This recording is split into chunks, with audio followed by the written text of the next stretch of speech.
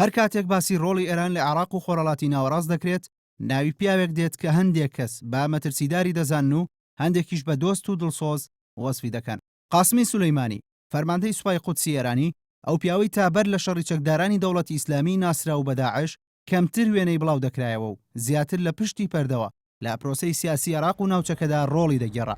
بەڵام ئەوەیە کە ناوبەناو وێنە و گرتا ڤیدیۆیەکانی لە ناو بەرەکانی جەنگی دژ بە داعش بڵاو دەکرێتەوە و زۆرترین قسە و باسی لەسەر دەکرێت. لە ناوخۆی ئێرانیشدا بۆ وەرگرتنی نازناوی پیاوی ساڵ لەگەڵ محەممەد جەواد زەریف وەزیری دەرەوەی ئەو وڵاتە کە هەوڵی بە ئەنجام گەیاندنی دانوستان ئۆتۆمەکان دەدات لە ململانێدایە. سولەیمانی زیاتر دڵخوازی باڵی محافزکاری ناو حکومەتە و لەم دوایانەشدا هەندێک لە میدیایەرانیەکان باز لە ئامادەکاریەکانی ناوبراو دەکەن بۆ بەشداریکردنی لە پرۆسەی سیاسی ناوخۆی ئەو وڵاتەدا. قاسم سولەیمانی لەدایکبووی ساڵی 1957 شاری کرمانی ئێرانە، هەر لە سەرەتای دامەزراندنی سوپای پاسدارانی ئێران لە ساڵی 1979 بۆتە ئەندامی ئەو سوپایە و لە جەنگی 8 ساڵەی نێوان عێراق و ئێراندا فەرماندەی فەیلقی سارۆڵای سوپای پاسداران بووە و بەشدارێکی کارای لەو جەنگەدا کردووە.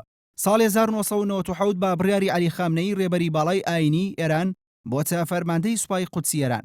سوپای قودس بە باڵی دەرەوەی سوپای پاسدارانی ئێران دادەنرێ و ئامانجی سوپاکە و کاریکردنی ئەو گروپە چەکداری و لایەنانەیە کە لە ناوچەکەدا لەگەڵ ئێران بەرژەوەندی هاوبەشیانەیە.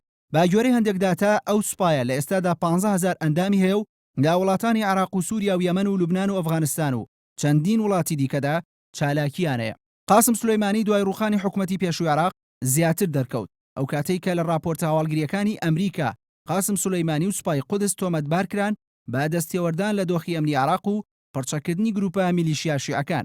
لە ئێستاشدا کە دەوترێت ئێران دەستی بەسەر 4 پایتەختی عەرەبی واتە بەغدا و دیمەشق و سەنعا و بەیروت داگرتووە، بەرپرسانی سوپای پاسدارانی ئێرانی قاسم سولەیمانی با پلانداڕێژ و پاڵەوانی ئەو سەرکەوتنانەی ئێران دادەنێن لە ناوچەکەدا. لە هەرێمی کوردستانیش قاسم سولەیمانی پەیوەندێکی بەهێزی لەگەڵ حیزبە سیاسیەکان و بەرپرسانی کوردایە. ئەو پەیوەندیانەش بۆ نەوەدەکانی سەدەی ڕابردوو سەردەمی جەنگی ناوخۆی نێوان یەکێتی نیشتیمانی کوردستان و پارتی دیموکراتی کوردستان دەگەڕێتەوە.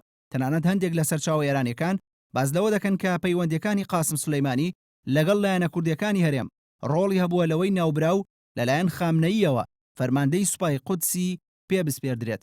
باوتەی نازم دەباغ نوێنەری حکومەتی هەرێم لە تارانیش پەیوەندیەکانی نێوان لایەنەکانی هەرێم لەگەڵ کۆماری ئیسلامی لە ڕێگەی قاسم سولەیمانیەوەیە و واش دەردەکەوێت کە زیاتر لە هەر کەس و لایەنێکیش لا جەلال تاڵەبانی و یەکێتیەوە نزیکە و چەندین جاریش ناوبژوانی باڵەکانی ناو یەکێتی کردووە بۆ چارەسەرکردنی کێشەکانی نێوانیان.